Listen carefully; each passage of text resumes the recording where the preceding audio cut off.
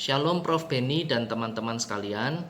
Pada kesempatan siang ini kita akan belajar mengenai metode pengambilan data melalui teknik wawancara. Presentasi ini dibawakan oleh saya, Stefanus Yuwono, sebagai tugas mata kuliah Metodologi Penelitian Kualitatif untuk Prodi S3 Pendidikan Agama Kristen di Institut Agama Kristen Negeri Manado. Wawancara adalah teknik pengumpulan data yang dilakukan melalui pertemuan dua orang untuk bertukar informasi dan ide melalui tanya jawab. Referensi ini saya ambil dari bukunya Sugiono yang berjudul Sosiologi Suatu Pengantar, penerbit Raja Wali Pers. Wawancara merupakan salah satu teknik pengumpulan data yang paling umum digunakan dalam penelitian kualitatif. Metode jenis ini memungkinkan peneliti untuk menggali informan secara mendalam langsung dari sumbernya, yakni responden. Kenapa kita pakai kata responden?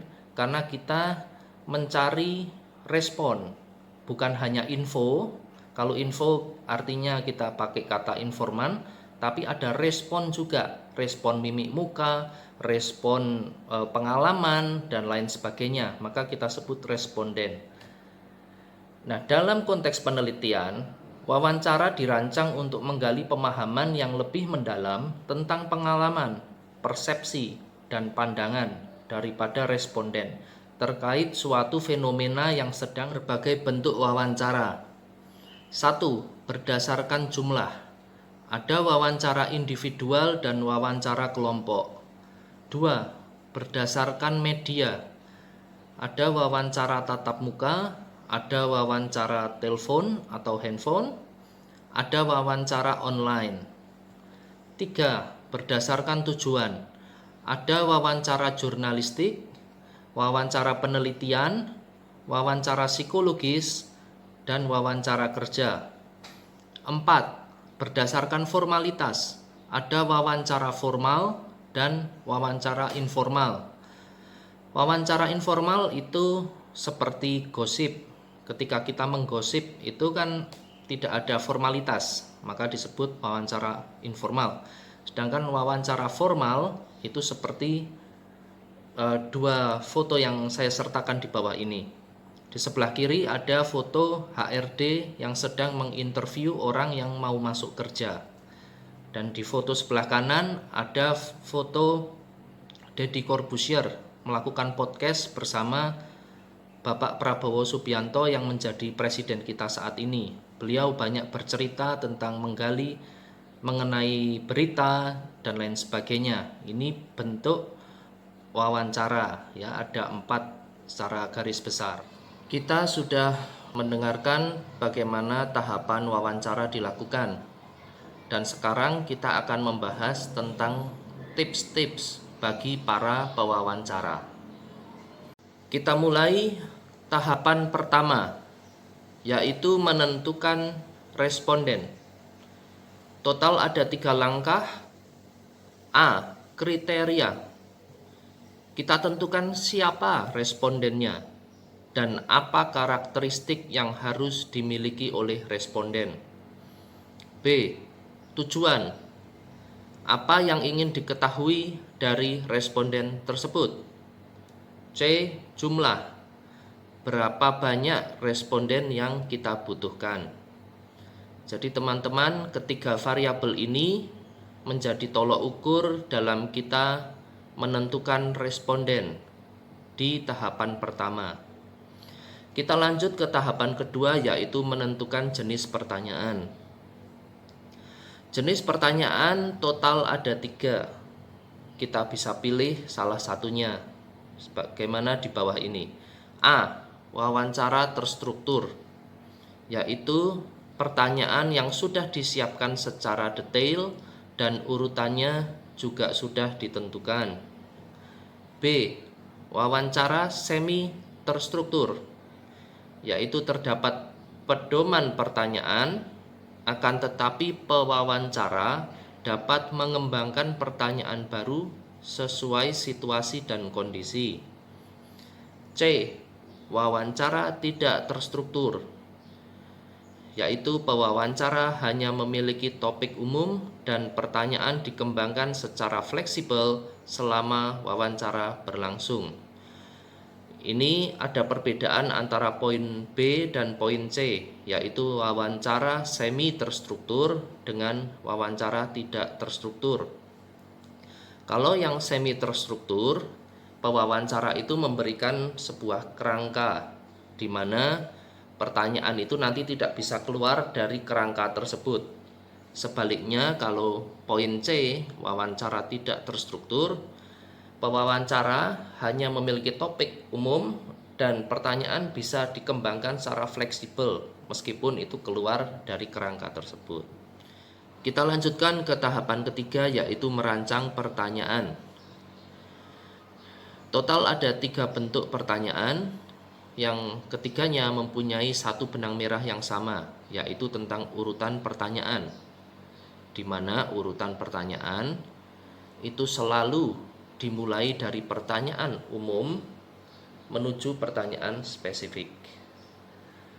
Nah, ketiga bentuk pertanyaan tersebut adalah A. Pertanyaan terbuka, yaitu memungkinkan responden memberikan jawaban yang lebih luas dan mendalam. B. Pertanyaan tertutup, membatasi pilihan jawaban responden. Ini seperti survei dan kuesioner yang diberikan pilihan ganda atau multiple choice, sehingga responden tidak bisa memberikan jawaban di luar dari kerangka jawaban yang sudah kita persiapkan. Poin B ini, pertanyaan tertutup, ini cocok untuk penelitian kuantitatif. C. Pertanyaan probing, yaitu pertanyaan lanjutan untuk menggali informasi secara lebih mendalam. Kita lanjut ke tahapan keempat, pedoman wawancara. Ada 3 langkah juga. A. Pertanyaan, yaitu informasi apa yang relevan dengan penelitian. Jangan sampai kita mendatangkan responden dan daftar pertanyaan kita tidak menyambung begitu. Lalu B. Daftar pertanyaan. Kita susun pertanyaan secara logis dan sistematis agar pendengar enak mendengarnya. C. Tambahan, yaitu catatan penting yang perlu diingat selama wawancara. Contohnya, misal kita mengundang tokoh militer untuk kita wawancarai, maka sebelum kita melakukan wawancara, kita harus riset dan menulis, mencatat juga istilah-istilah yang berkaitan dengan militer, begitu. Sehingga ketika wawancara dilakukan, kita bisa paham apa yang mereka katakan. Tahapan kelima adalah kita melakukan wawancara. Ada 3 langkah juga. A. Chemistry, yaitu kita menciptakan suasana yang nyaman dan terbuka, sehingga antara kita dan responden bebas dan nyaman untuk bertukar informasi. B.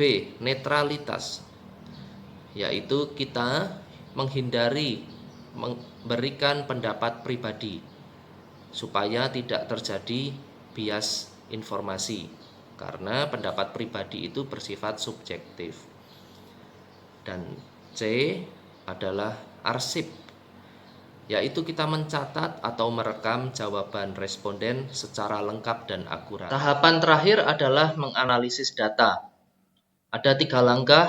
Yang pertama, A. Transkripsi, yaitu mengubah rekaman wawancara menjadi teks. Perlu diketahui kita harus membaca transkrip secara menyeluruh untuk mendapatkan pemahaman umum, dengan memperhatikan nada, intonasi, dan jeda suara yang mungkin memberikan makna tambahan. B.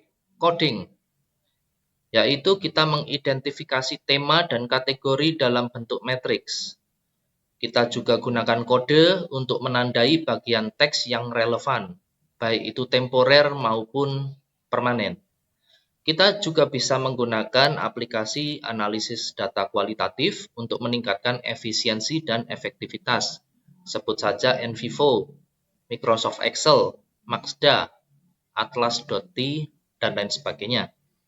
Dan C, interpretasi, yaitu kita mengidentifikasi pola perbedaan maupun kesamaan antar responden melalui triangulasi atau perbandingan dengan data dari sumber lain berupa dokumen atau observasi, sehingga menghasilkan data yang lebih komprehensif. Kita juga bisa menggunakan kutipan langsung dari transkrip untuk mendukung argumen atau hasil temuan kita. Dan kita buat kesimpulan berdasarkan data berupa narasi, tabel, diagram, atau presentasi. Kita sudah mendengarkan bagaimana tahapan wawancara dilakukan. Dan sekarang kita akan membahas tentang tips-tips bagi para pewawancara. Tips bagi pewawancara ada 7. Pertama, latihan, yaitu kita melatih pertanyaan wawancara sebelum kita melakukan wawancara yang sebenarnya. B. Profesional, berpakaian sopan dan kita datang tepat waktu sesuai dengan jadwal yang sudah disepakati. C. Fleksibilitas, yaitu kita siap untuk menyesuaikan pertanyaan sesuai dengan konteks wawancara. D. Aktif mendengarkan, kita memberikan perhatian penuh kepada jawaban responden dengan gestur dan suara. E. Jujur dan terbuka, kita memberikan penjelasan yang jelas jika ada pertanyaan yang tidak dimengerti. F. Confidential, yaitu kita menjaga kerahasiaan identitas responden, terutama jika wawancara tertutup, dan juga kita tentukan informed consent, yaitu data-data atau informasi yang boleh dipublish maupun tidak boleh dipublish. Dan kita menghormati hak-hak responden karena mereka punya hak privasi. G.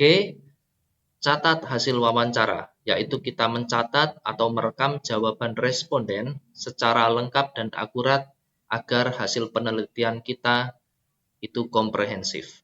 Plus dan minus teknik wawancara. Kita mulai dari plus atau kelebihan.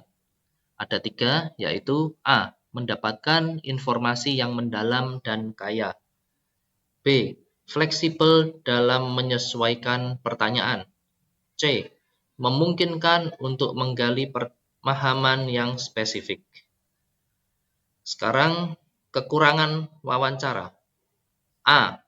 Membutuhkan waktu dan biaya yang relatif tinggi. B. Rentan terhadap bias pewawancara dan responden. C. Sulit untuk mengeneralisasi temuan karena bersifat subjektif. Demikian yang menjadi plus dan minus dari teknik wawancara. Kita lanjut.